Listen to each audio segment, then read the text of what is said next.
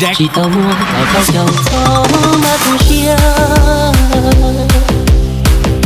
tranh chỉ tao cho đủ cao mua nhia để lòng hơi kia gió có cao sông luôn anh chỉ trong kia chỉ chia có mà tu chia đâu có từng canh chia chia nó chỉ kể gió có chỉ hư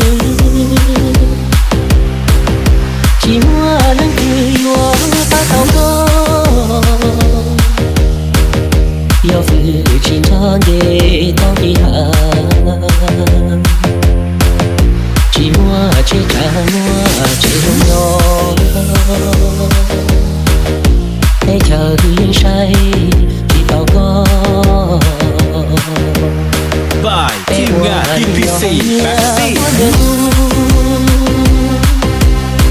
Nghĩa chia nó cũng đủ trên bóng đông đông. Nhớ có tay tay kề có tao không. Chỉ ngã chia lúc chia kề có một bông. Cứ tha tiền nó lo chỉ tao không.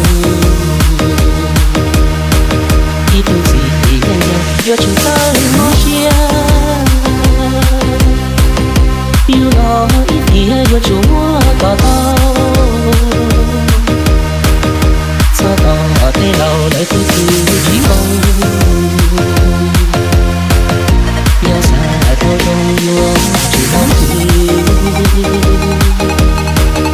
chỉ mua lên từ nó đã By Team Nga DPC Pepsi.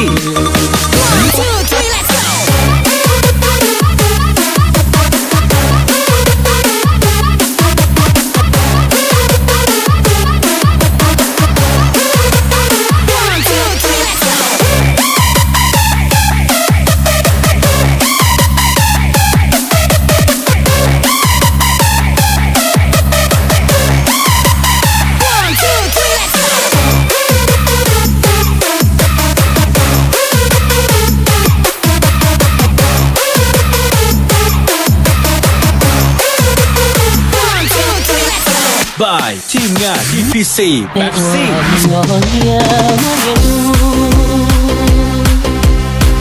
Nghĩa chia nhau phụ đủ trên bóng đông đông. Giờ có chơi chạy thì có tao không.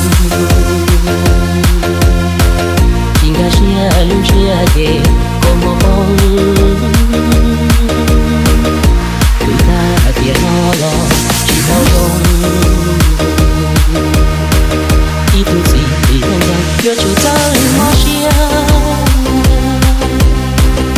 yêu đó ít thì yêu chúng có tao sao tao thế lâu lại tu chỉ không yêu xa tôi trong yêu chỉ tao chỉ mua lần thứ nhau đắn để tao trong